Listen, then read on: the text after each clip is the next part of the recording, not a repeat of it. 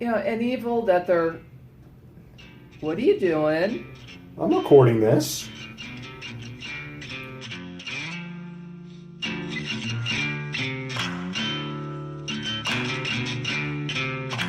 We're hunting for a book written by a demon, and you're coming with us.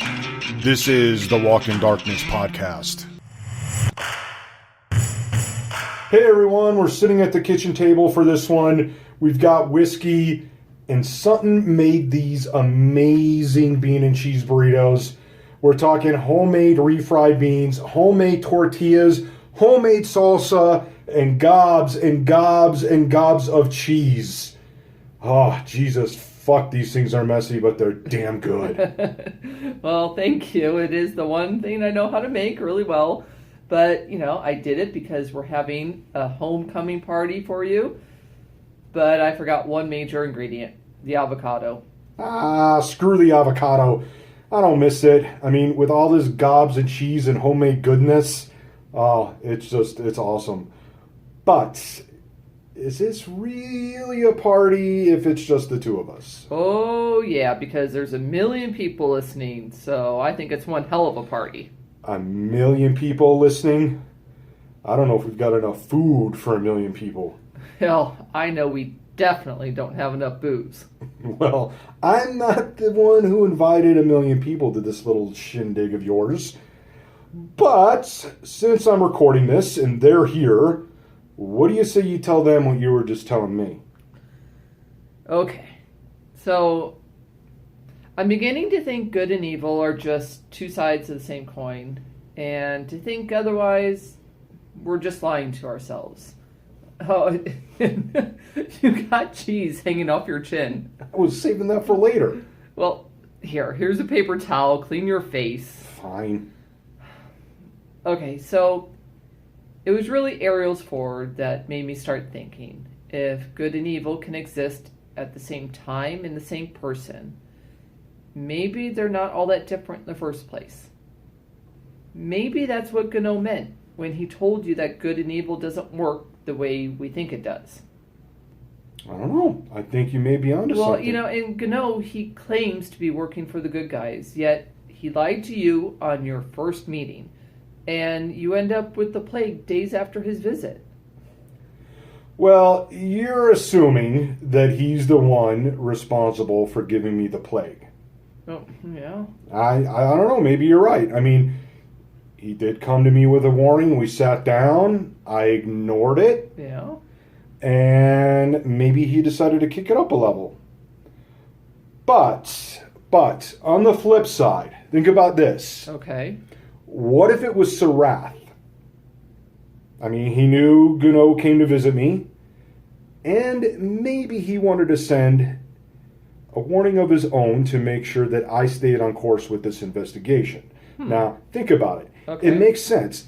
The poisonous flowers, the card referring to Statement 5, which is about vengeance, and not one kind of plague. One wasn't enough. No, not for him. He needed to give me all three versions of the plague just to make his point. Mm-hmm. Now, the thing that I can't figure out is this Statement 5 message about vengeance.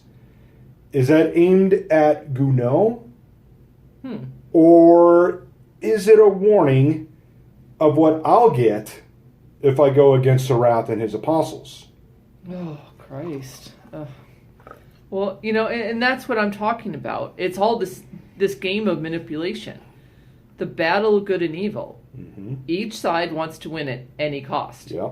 I mean, what are we supposed to do to believe? Okay, look at the Bible. On one page, it's all good. And on another, it's all evil. God loves us, but we should fear him because he's jealous and vengeful. I mean, what the fuck? There's also Exodus. Exodus talks about an eye for an eye. But Matthew tells us to turn the other cheek. Oh, no, those aren't contradictions. Don't be silly. That's just God working in mysterious ways. But seriously, though, something clicked here when you were saying that.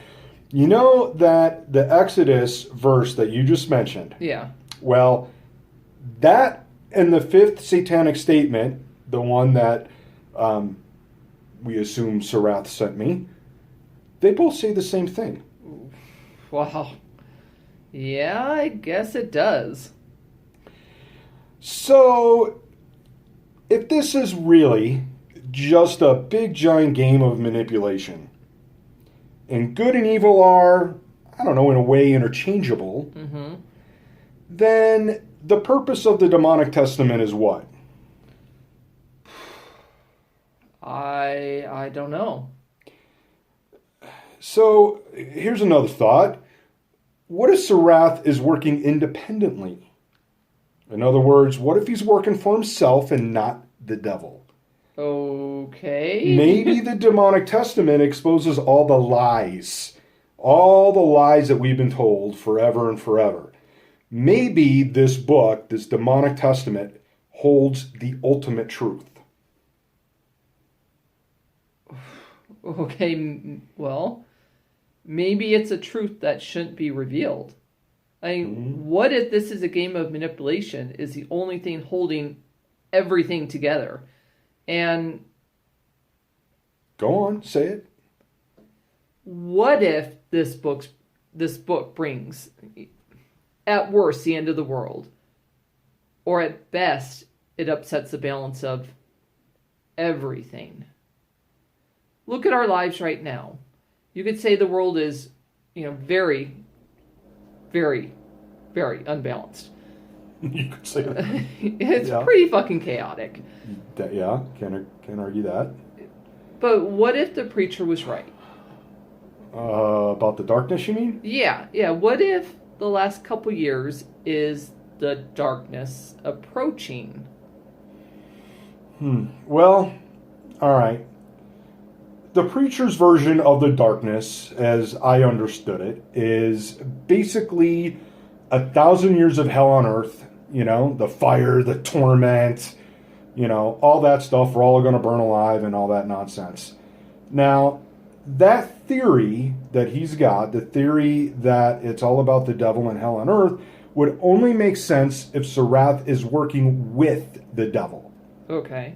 And if that's the case, then why the hell are we looking for a book written by Sarath, a demon, and not the devil himself? Ooh, that's a good point. See, and that's why I think he might be a free agent. And to take this even further, all right? Okay. What if Sarath is trying to be the only ruler? What if he's trying to unseat both God and the devil and take everything for himself? I feel like you just said something hugely blasphemous right there. Maybe I did, but if that's true, if that's what he's trying to do, then what is the darkness? The darkness, I think, it could be more of a transition of sorts than a punishment, like we're always led to believe everything's always a punishment. Maybe the darkness, or whatever the hell you want to call it, is just a transition and not the end of the world. It might be something dark, uncomfortable, maybe even painful, but I think eventually we'll get on the other side of that and we'll just be adjusted to knowing the truth.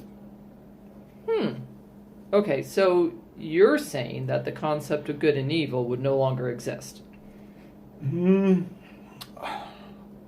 I guess so, in a sense. I mean, a lot of people think the Satanic Church is all about human sacrifices, orgies, worshiping Satan, all the black and, all that kind of stuff. But, the truth really is, it's just a bunch of atheists. They're not putting faith into any kind of God or deity to, trying to find answers within that. They're finding answers within themselves. And really, they believe that they are a god. They're the god of themselves. Mm-hmm. So, in a sense, they're already practicing a version of, not having this concept of good and evil. So free will. Well, without these games of manipulation to decide between good and evil, right or wrong, we'll no longer be able to use good or evil to excuse or condemn actions of any kind. Oh, okay, okay. So, yeah, you are talking about pure free will. I mean, that's really what you're saying, right? I mean, you think the demonic testament will bring pure free will. Well, yeah, I guess so. I mean, I never really thought about it like that, but yeah, I guess so. Where'd you get this whiskey, by the way? Volson White Rhino. I don't remember seeing this in the liquor store. Let's see here. I didn't get it. It was here when I... Oh, it's French. It's made in the French Alps. Hey, Wally. Wally, look. What? What am I looking at? Look out the window. Oh, shit. What the hell is that? I have no idea. I don't know. They look like monkeys, but not really. Those are not monkeys. Monkeys don't have fucking horns. Those things have fucking horns. Wait. What they're... Yeah, they are. Holy evil hell!